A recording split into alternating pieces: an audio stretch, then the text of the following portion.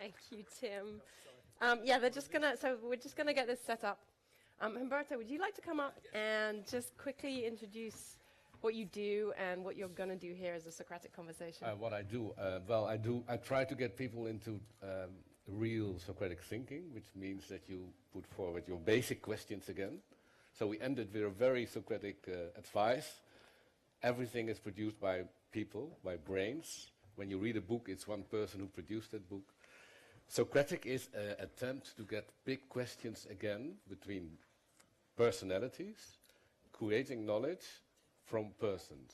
So the biggest fault we are experiencing in our culture is that we believe that abstract knowledge has more truth than concrete experience.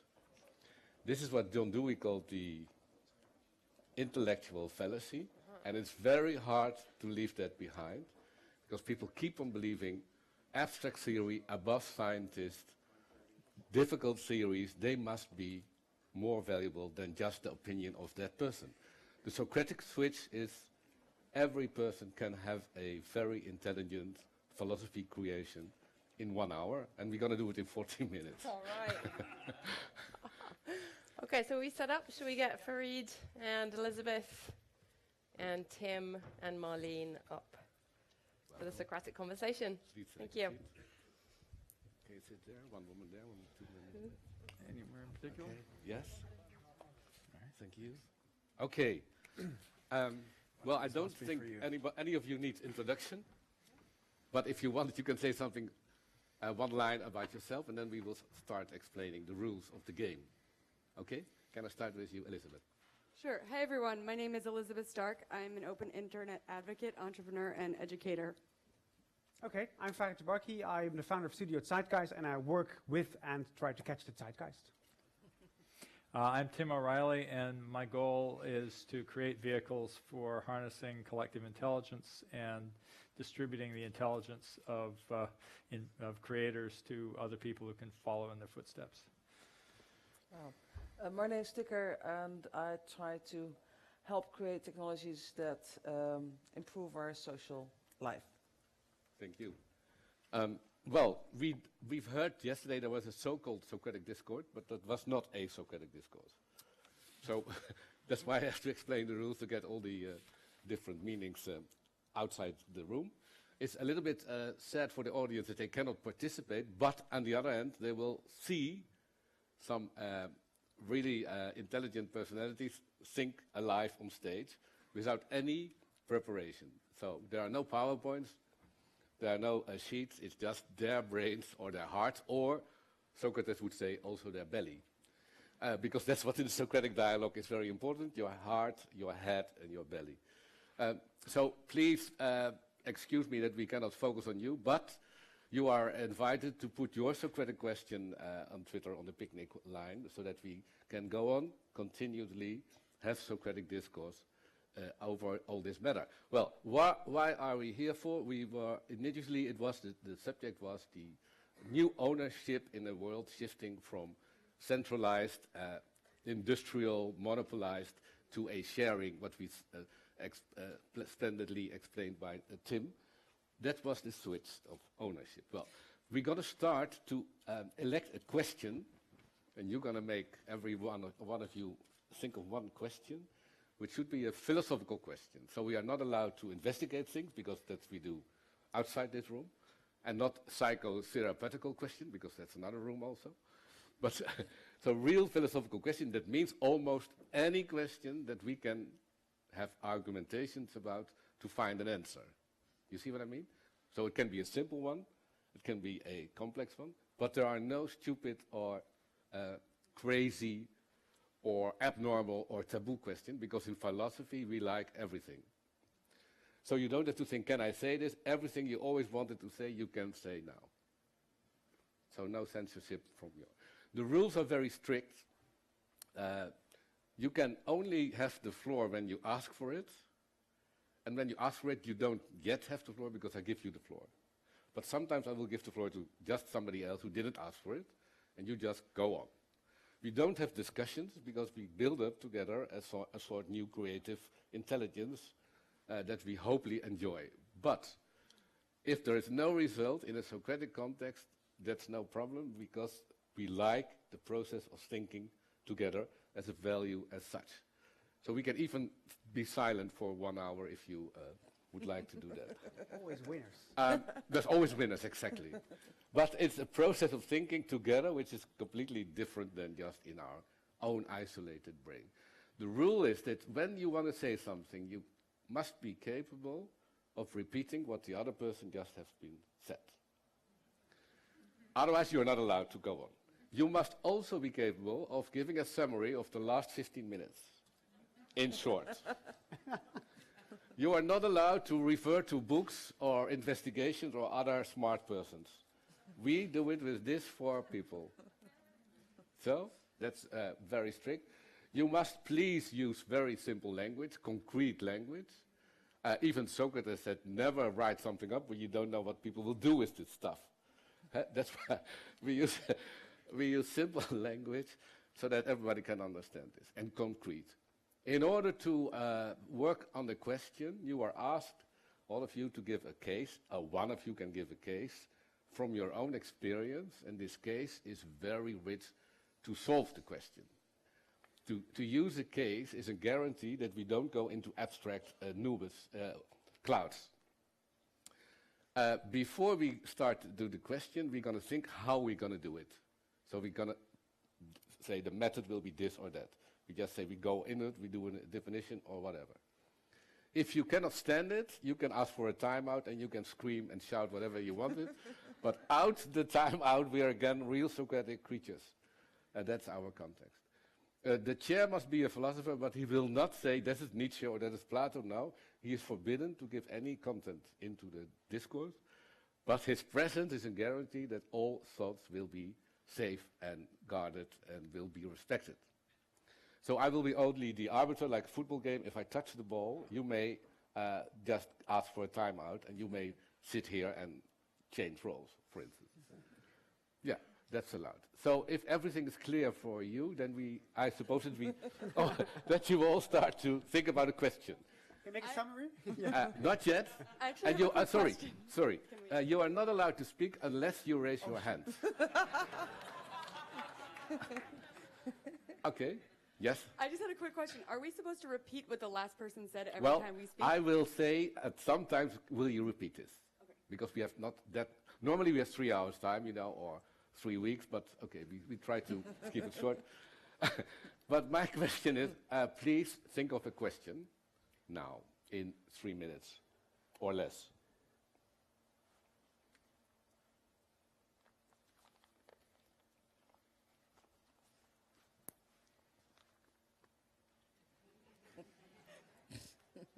Tim.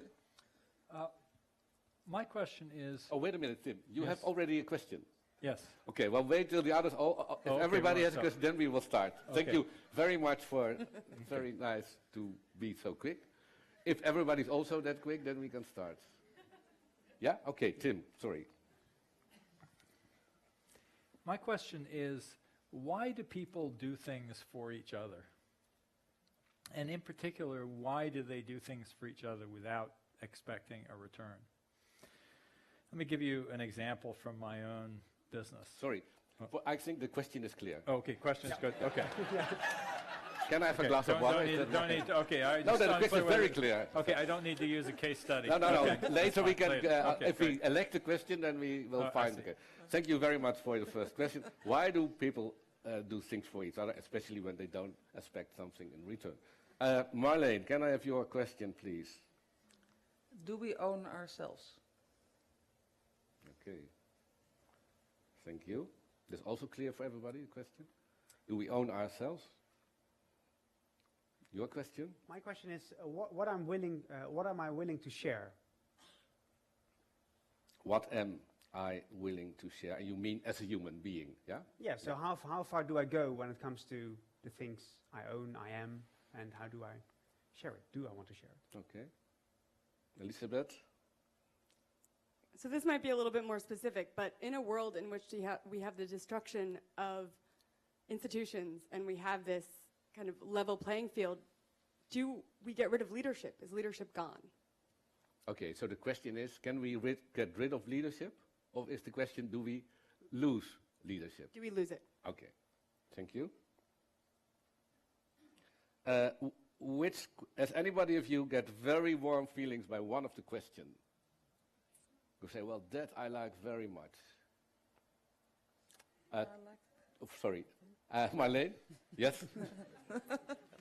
I liked your question a lot. Can you give an argument? Because my question fits in. That is an argument, okay. Do we But have you some more but it's more daring. It sort of challenges us to. Okay. Yeah. Tim? Oh, we're going around in a circle. Yeah, what Okay. do you like Well, Farid's question also? they all seem like variations of the same question to me in a lot of ways. But yeah, I think that's a very good one to go. It's a good one to with, yes. start with.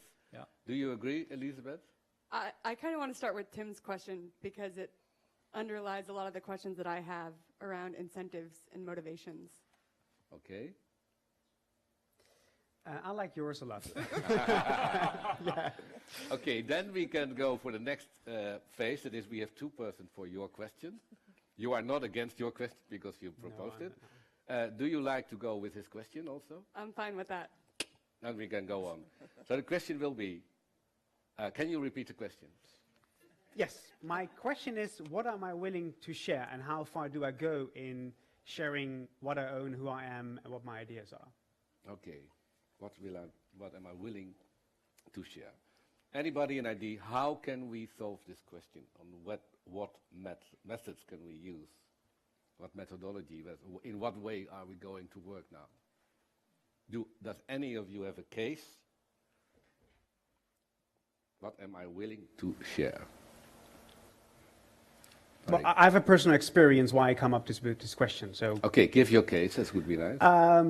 This summer I used for the first time, I will talk to you, that's easier. I used Airbnb for the first time, so I made use of somebody's apartment in Mexico City, and then when I came back, I'm in this dilemma now. Am I going to share my own apartment on Airbnb because I used the hospitality of somebody else's apartment? Okay. Anybody has a question about this case? Do you think this is a good case for the question, Marleen? Yeah, I think we can do. We can do this one? Okay. Tim? Tim? Yeah, I would just ask, so inherent to make your question a little bit more theoretical, does one person's generosity demand reciprocality? Yeah. Okay. So then we are close to your question, but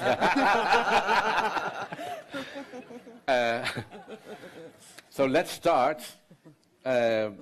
Maybe there's somebody, Elizabeth. I also just wanted to make a distinction because I do think there is a difference between sharing one's physical property or one's place of living as opposed to sharing all sorts of, say, personal health information about an individual. So we're starting with a case in which it's more along the lines of property or the physicality element. Okay. Can you repeat this and then go on, Tim?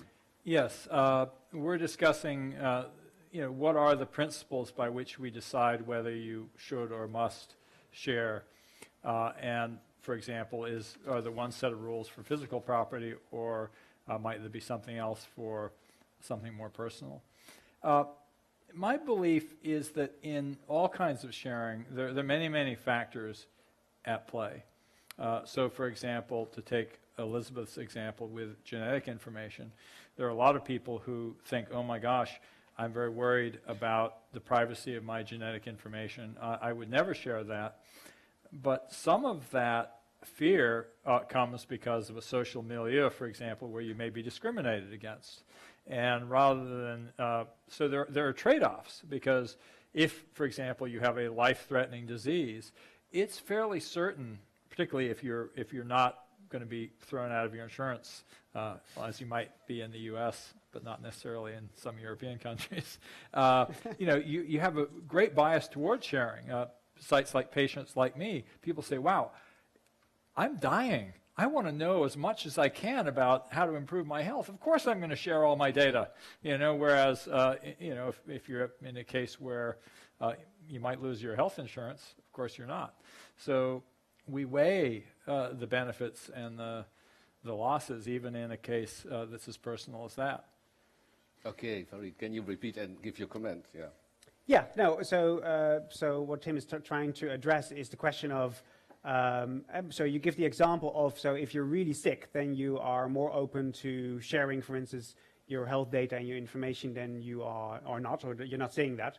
So that's how I would like to respond, because the funny thing is when it comes to reciprocity is that actually me as a healthy person would be already interesting to share my information, because maybe how my DNA responds to certain medicines or not is already beneficial for the whole body of knowledge when it comes to the health sector, and actually helping out other people who have the same kind of structure as I do, but just have one genetic code differently. So there's already there. You don't even have to be sick already to be, because that's quite obvious that you're going to do it. But I mean, I think already there is a greater importance of doing so, and well, broadening up the perspective. So what would be the conclusion till now, Elizabeth? The conclusion of what everyone else was saying. There are different motivations for sharing. Yes. In some cases, it could be tied to one's identity, in which case they might not be willing to share it. In other cases, people are motivated to contribute to the greater body of knowledge and the greater good, or if somebody has a life-threatening disease, by sharing one's information, it could greatly benefit them. So we see a variety of motivations, some of which are for the greater good, some of which are related to reciprocity, and some of which are related to one's own self-benefit. Okay. Marleen, can you make the next move? Let's think. My feeling is that I think in a certain way we like to share. I think we are sharing entities, because otherwise we can't live. We can't live on our own. So we are entities that have to collaborate. Otherwise we don't survive. So it's more like what makes us stop sharing? Okay. It's I would like to sort of turn it around, because it seems as if we are. But then it's important that you give an argumentation. You said we are sharing creatures. Can you give an argument for that? Because if we don't share information or affection or things, we can't survive. We can't survive as a human being on our own. We actually die if you don't collectively help each other. The most simple thing is affection. If you don't touch little babies, they die. Okay. So then you need, and I think it's also because we are a big set of neurons that have to fire. If these neurons don't fire, we just stop. We get into a depression and we die. So I think all the interactions are there. That is life. Okay. Tim, can you give a summary and make the next move? Yes. I think the notion that we've been discussing here is that sharing is intrinsically human, that it is part of what makes us tick. And the real question is, why do people stop sharing in certain circumstances? And there are many. It seems to me that there are many cases where the argument for sharing seems obvious and it evolves naturally. And the real question, as you say, is why do people stop?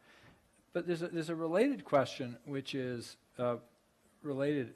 Why do people share when there is no obvious benefit? Because there clearly are cases in which that sharing imperative, a mother with a child, there's this biological imperative.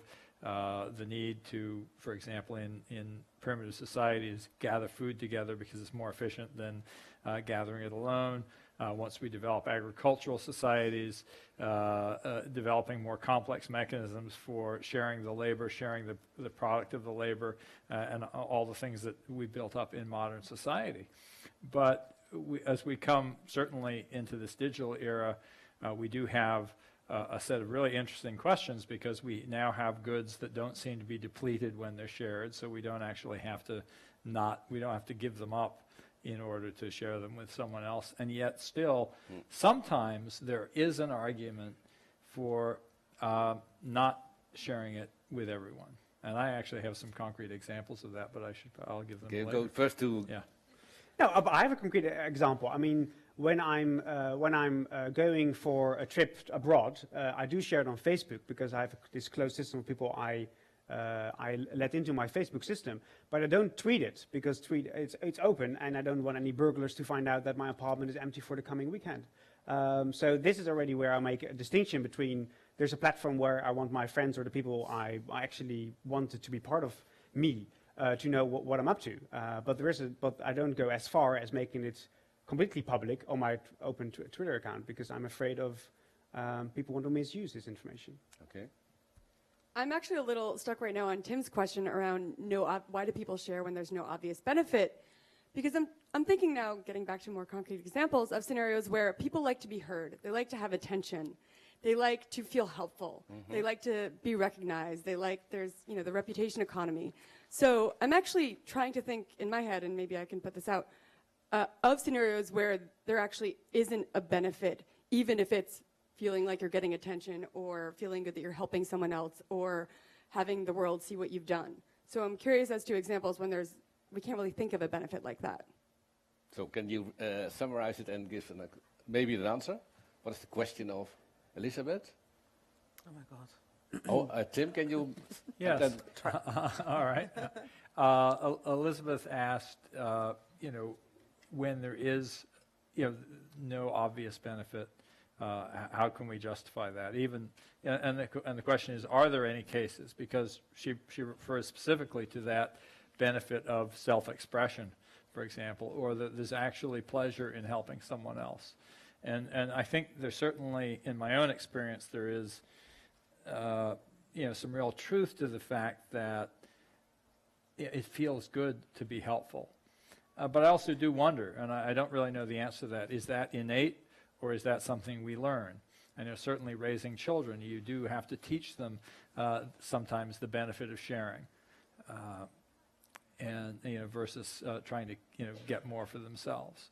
But I do know that it is a remarkable experience when somebody gives you something with no expectation of return. A really good example from my own life. How many people here in the audience know the O'Reilly animal book covers? Okay, so some number of you. One of our earliest, most famous brands were a series of woodcut 19th century animals that we put on the cover of books about Unix utilities. What a lot of people don't know is that those cover designs originally came from someone we did not know and were given to us as an nearly anonymous gift. It was a designer who was a friend of one of our employees who heard that we had this problem and just did it as a weekend project and sent it in, no compensation, just for the heck of it.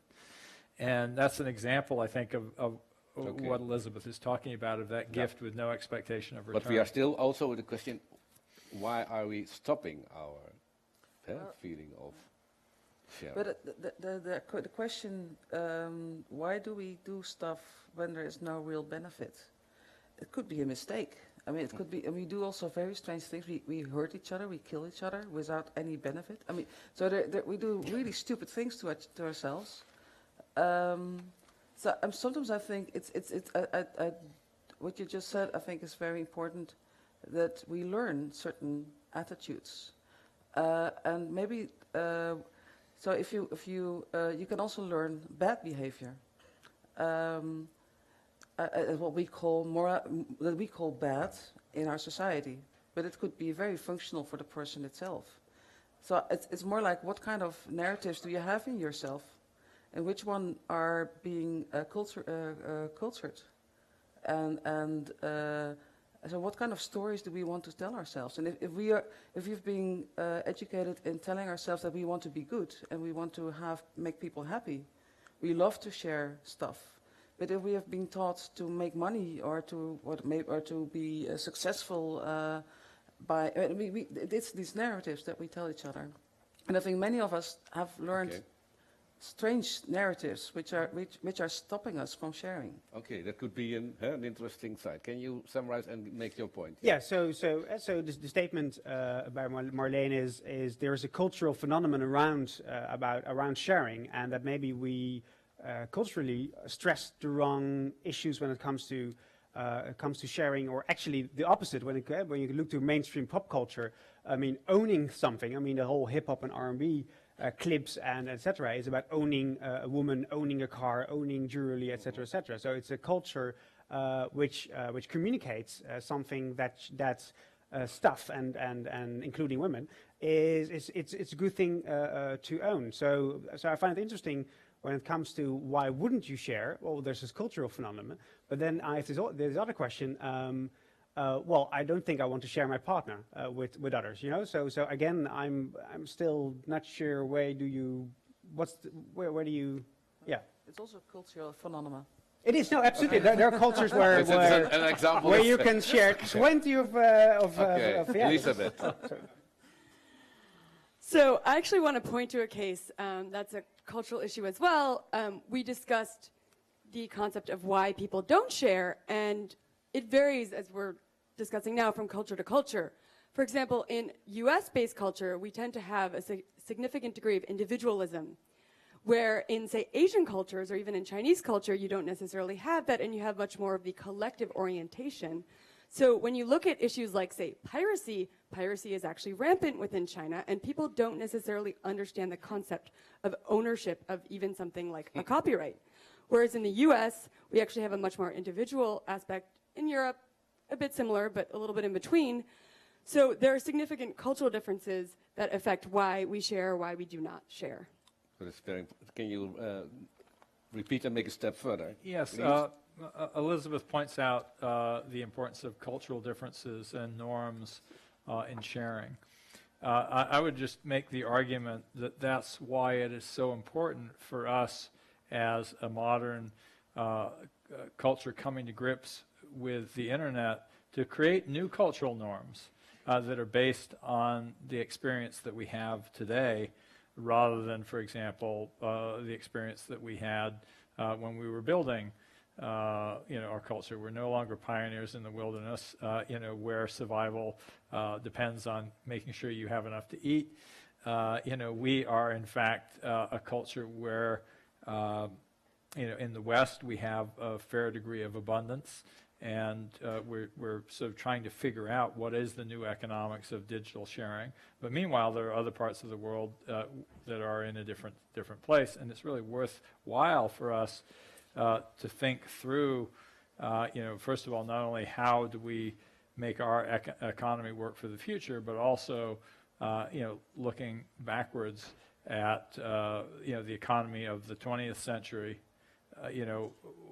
What do we need to preserve from that, and what do we need to be careful about? I think in particular, using that term, extraction is very important, because there are extractive economies that in the physical world, and there are extractive economies in the digital world, and there are creative economies in both the physical and the digital world. And I believe that we need to be focused on economies that create more abundance for everyone, rather than create a false abundance by extracting value that was either created by ecosystem services or by other externalities. Yeah, so Tim was stating that, I mean, in a way we have to recreate our current culture and be specific about what you want to adjust for the better, but also look until the things we have now, which are good. So you have to make the right thinking about it, which makes me also think, or to widen the debate or the discussion a bit, is not only we're talking about a cultural practice of our societies, but also a system that we have to combat with. So it comes to, if I would like to share my energy I produce with my home, you don't want to know how much trouble the government gives you to actually make this happen, because it's almost impossible when it comes to the legal system to share your energy with others. So not only there's a cultural phenomenon, but also the system reinforces the culture of not sharing. Not sharing. Yeah. Okay, so it's very important that we go to the new cultural basis and new cultural construction, creation, and we have the system and we have the culture as our old blockades. Can you go on with that? Sure. So on that topic of the system preventing people from sharing, we see, for example, in scenarios like people that want to share their Wi-Fi. Well, actually, you had ISPs in the U.S. that prohibited individuals with their internet connection that they should own. So this gets back to the issue of ownership as well, or they should be able to do what they want with it. And yet they were not allowed to share their Wi-Fi. Or, for example, with car sharing or taxi sharing, we see regulations that are in place, often attempting to preserve the safety of individuals, but we have alternate forms of, say, reputation economies that can serve to ensure the safety of individuals that can potentially supplant these legal systems. So one thing I'm thinking about now is, well, how can we use reputation amongst communities to then potentially get rid of these systemic preventions of sharing? Can you give a hint? We're seeing bits of it right now, but right now one's reputation is not necessarily portable on sites like, I'm giving a lot of cases, hopefully that's okay, Stack Overflow or even Couchsurfing or Airbnb. People build up reputations. But until we have, say, a creative system where people can build value on top of it, right, of reputation, we're not going to fully be able to get there. So that's one of the scenarios where value needs to be created so that others can harness it. Now we have something fascinating, I think, because here we see a problem I have with the reputation economy or those reputation-based systems is Airbnb. If you want to hire an apartment or share an apartment with Airbnb, one of the things where you can be trusted by the person who shares this apartment with you is by having a Facebook account and LinkedIn account. So because you link your Facebook account, they're sure that you're not going to mess with their apartment, right?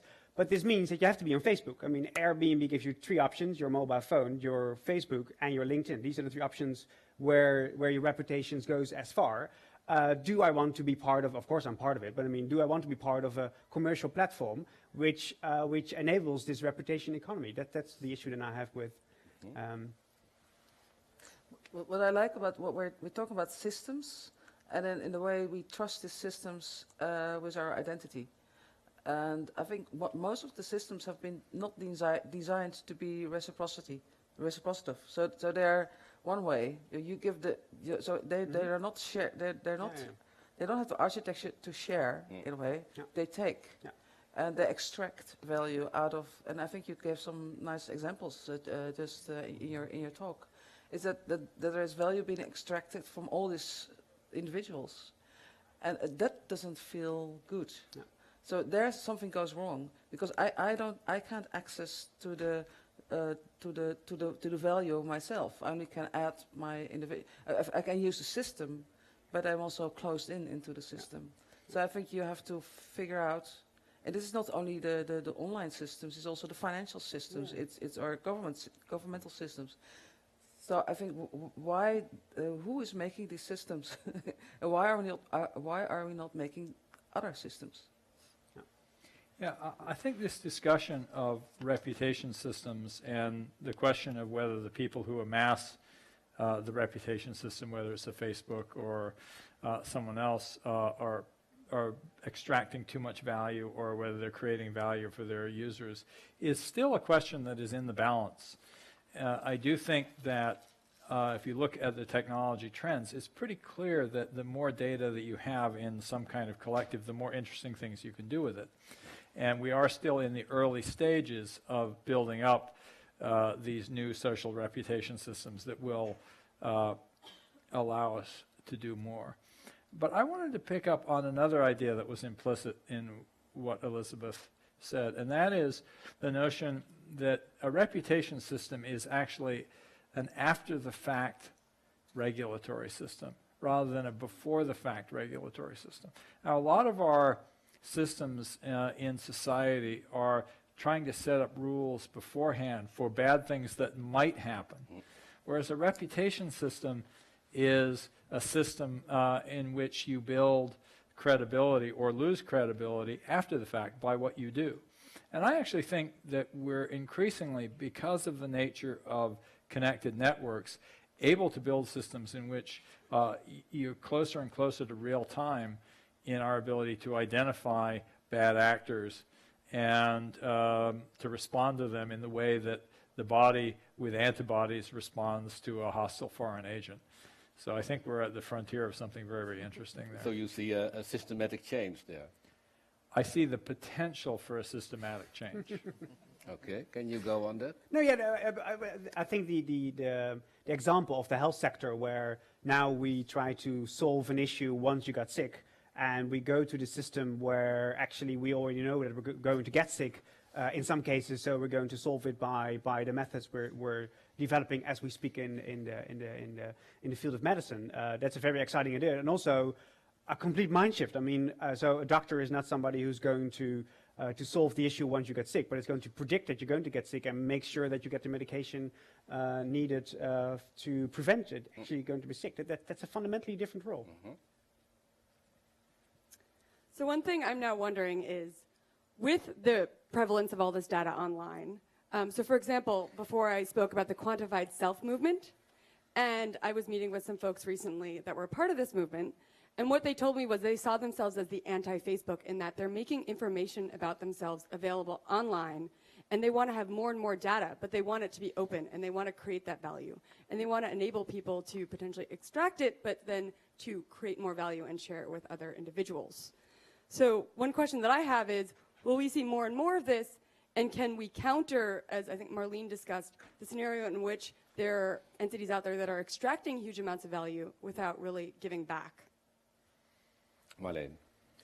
I think this question, I think, is there for as long as the internet is there, and of course before that as well. Is it good or for worse? And it has both potentials. It has both in it. So there are more and more systems that extract value and are becoming part of the bigger financial systems, large systems that we don't know how they are controlled. The PIPA, SOPA, ACTA stuff, what's happening, all the lobbying around old concepts of intellectual property right. There are a lot of powers that try to control this kind of areas, and they try to imply old systems or systems they think make sense.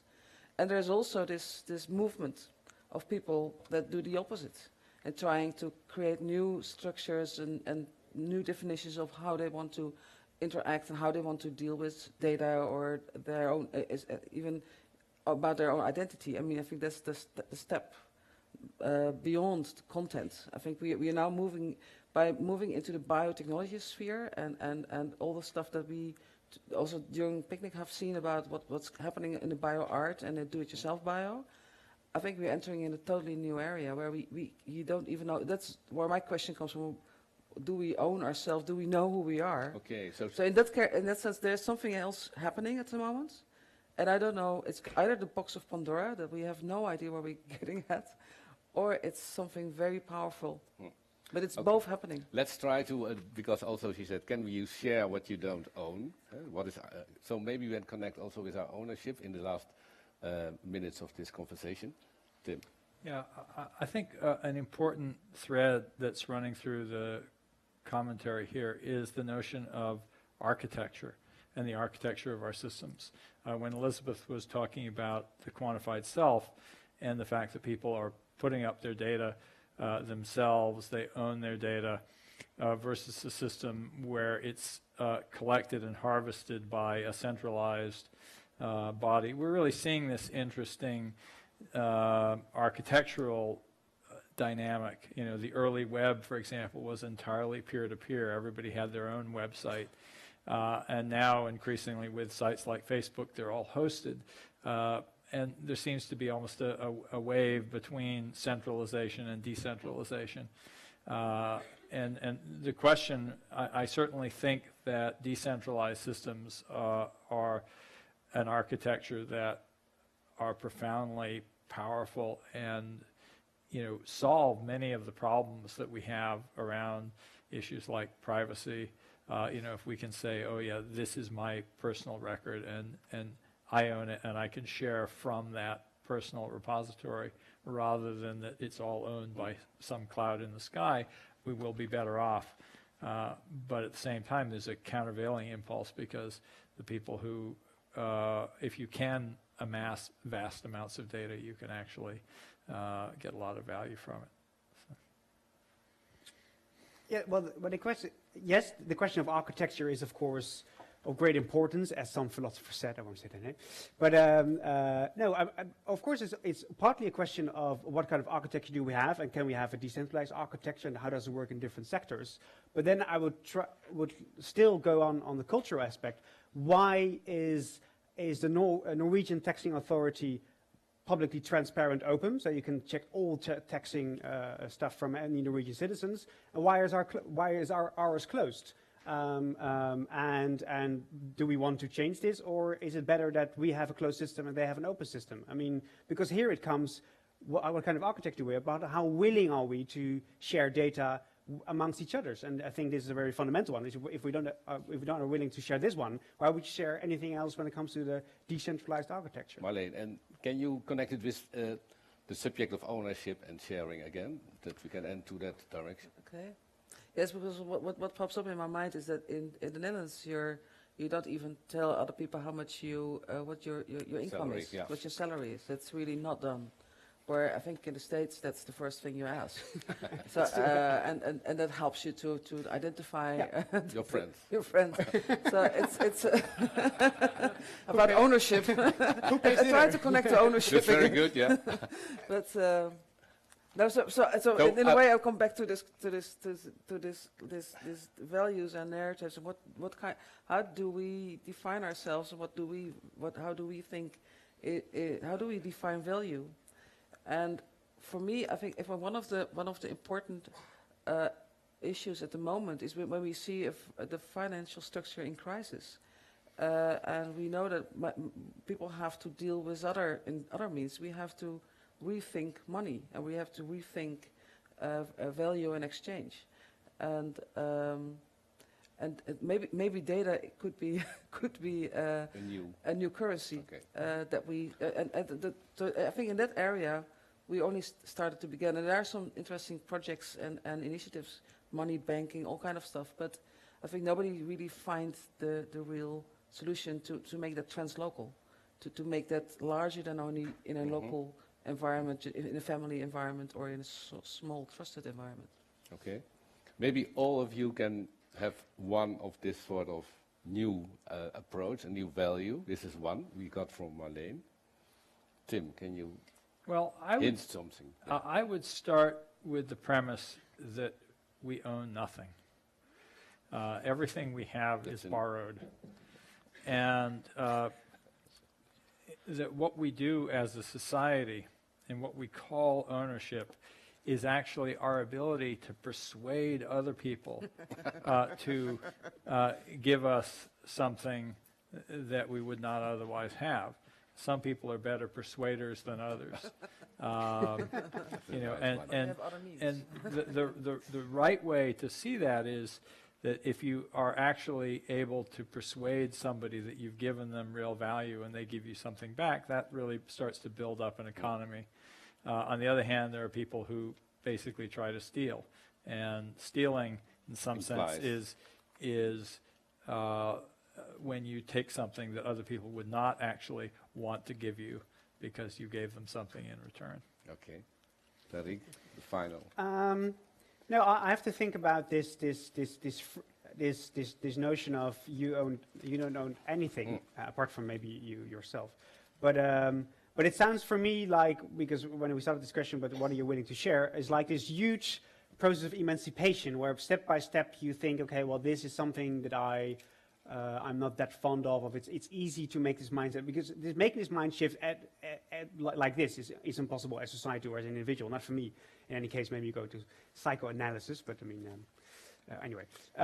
So I would be interested in hear other people and see yourselves going from step to step through these notions, and well, let's see where you end. Maybe you end up sharing your partner. Okay. Who knows? Yeah, that's what we asked. Do you own your partner in the new own? Can you own your partner? That's the question, of course, the crucial one. Okay, thank you. Lots to discuss here. So, on the notion of sharing, however, I think as somebody that is also a big privacy advocate, it can go too far. So one thing I'm wondering now is, does it go too far because of the constraints that society imposes on individuals?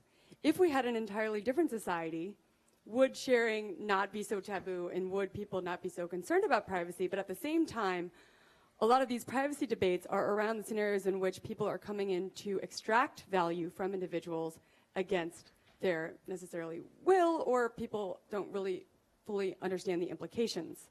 So in my ideal scenario, I want a world in which people share, but they're aware of the consequences of what they're sharing, and they're sharing in a way in which the value is not extracted, but instead is adding to the greater benefit and helping others. So to get back to one of the original questions, well, why do people share when they don't necessarily gain any significant benefit or they're not aware of it? If people can do so in a scenario in which they are aware of the consequences and they're giving back to society, then that's one way in which people could share. Okay.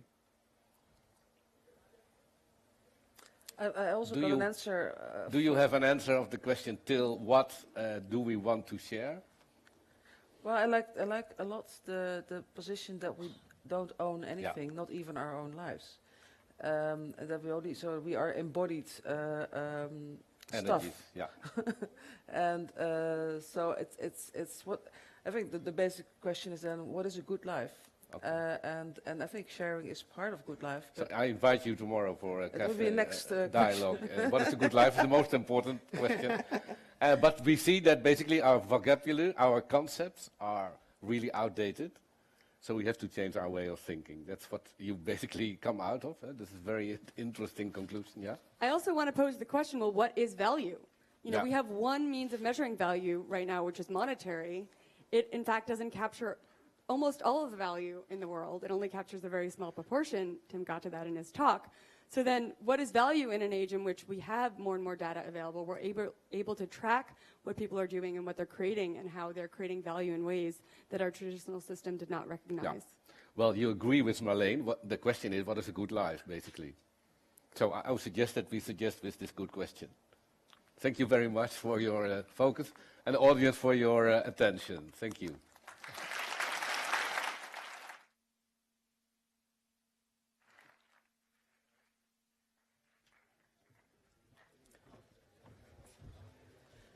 All right, it's down to me to just have a couple more minutes of your time.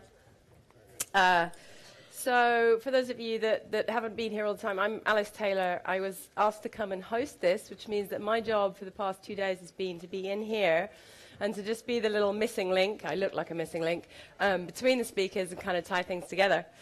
And so I feel, I'm not part of Picnic, so I feel like I can comment on it.